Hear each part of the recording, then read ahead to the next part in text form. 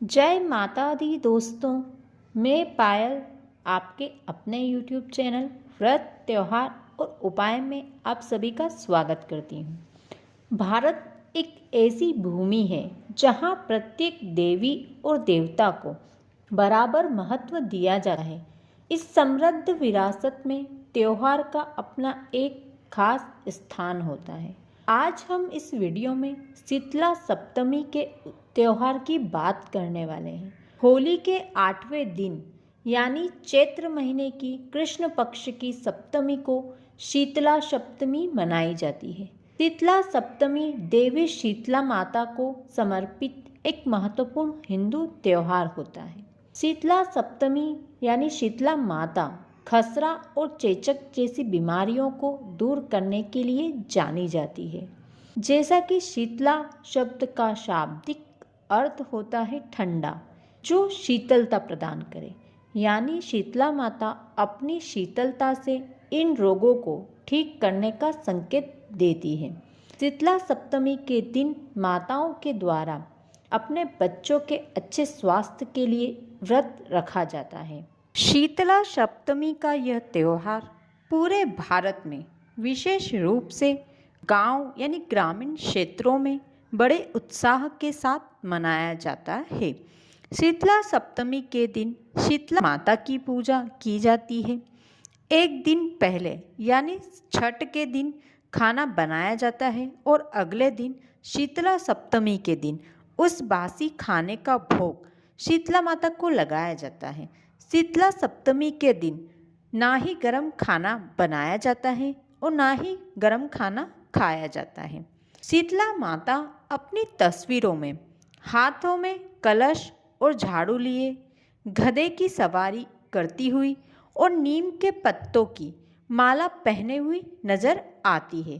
प्राचीन कथाओं के अनुसार शीतला माता के इस कलश में 33 करोड़ देवी देवता निवास करते हैं।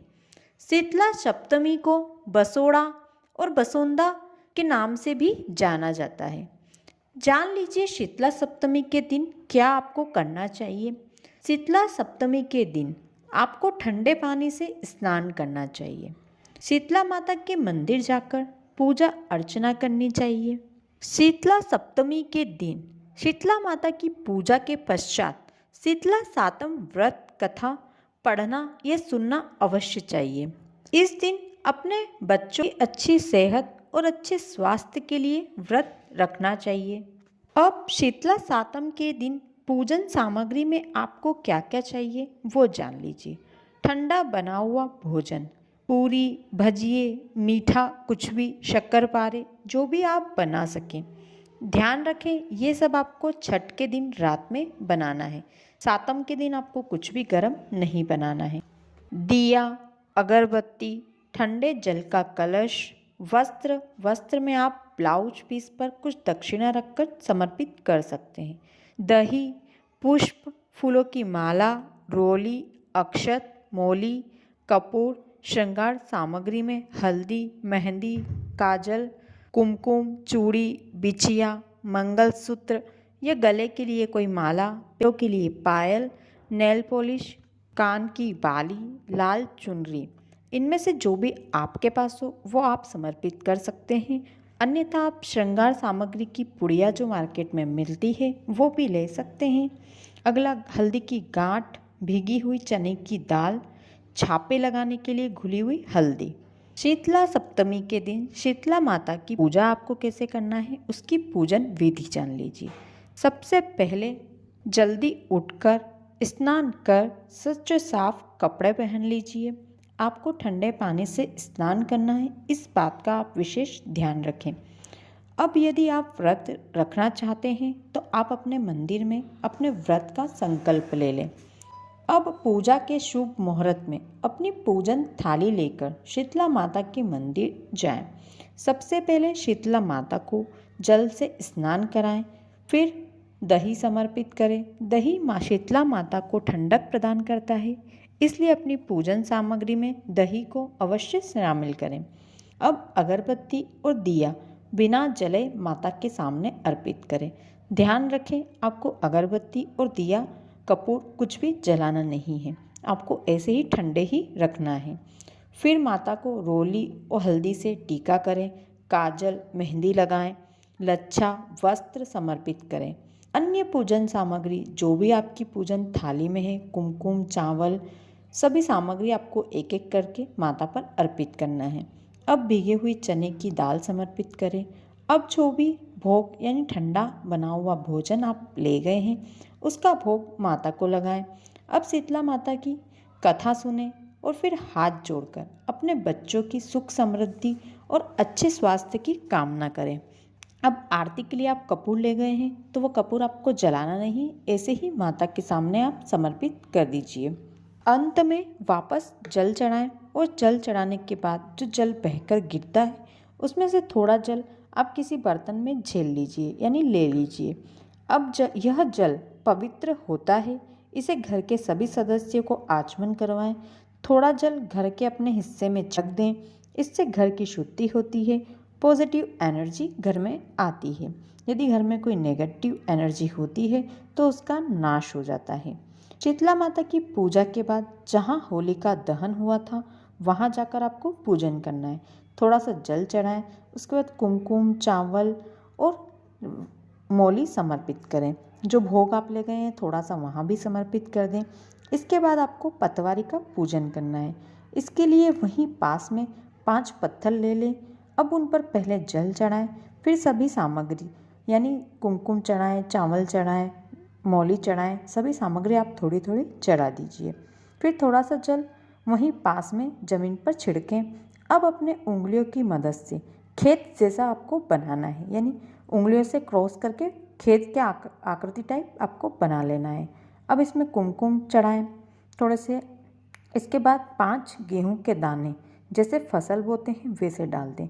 ध्यान रखें आपको 5 से ज़्यादा दाने नहीं डालना है, क्योंकि जब भी हमारे बच्चों को जब माताजी निकलते हैं जितने दाने हम चढ़ाते हैं उतने ही माताजी के वर्ण हमारे बच्चों के शरीर पर आते हैं। इसलिए आप ध्यान रखें यहाँ आपको कम से कम दाने समर्पित करना है। इसके बाद वहीं पर आसपास बेर और केले का पेड़ हो तो उसकी भी आप पूजा करें, जल चढ़ाएं, रोली मोली अक्षत चढ़ा दीजिए। शीतला माता के पूजन के दिन आपको 5 पूजा करनी होती है, यह बहुत ही शुभ माना जाता है। घर आने के बाद अपने घर के बाहर दरवाजे के पास हल्दी के 5-5 छापे आपको 7 छापे आपको लगाना है। दोनों साइड 7-7 हाथों के छापे आपको हल्दी के लगाना है। अब फिर घर के अंदर जाकर जहाँ आप पानी रखते हैं वहाँ पर भी पूजा कर दें। इस प्रकार शीतला माता की पूजा संपन्न होती है। अब ठंडे व्यंजन का आप सपरिवार मिलजुल कर आनंद उठाएं और शीतला माता पर्व की शुभकामनाएं आप सभी को। अब शीतला माता की व्रत कथा सुन लीजिए। शीतला सप्तमी व्रत कथा के अनुसार एक बार शीतला सप्तमी के दिन महिला और उसकी 2 बहुओं ने व्रत रखा। सप्तमी के दिन सभी को बासी खाना खाना होता है, इसलिए भोजन पहले ही पका लिया गया था। लेकिन दोनों बहुएं कुछ समय पहले ही माँ बनी थी। कहीं बासी खाने से वे या उनकी संतान बीमार न हो जाए, इसलिए उन्होंने बासी भोजन ग्रहण नहीं किया। अपनी सास के साथ माता शीतला की पूजा अर्चना के बाद पशुओं के लिए बनाए जा रहे भोजन के साथ अपने लिए भी रोटी उन्होंने सेक ली और खा ली। सास के भोजन ग्रहण करने का आग्रह करने पर दोनों ने उन्हें टाल दिया।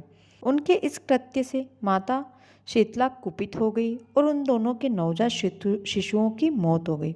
जब सास को सच्चाई पता चली तो उन्होंने दोनों बहुओं को घर से निकाल दिया।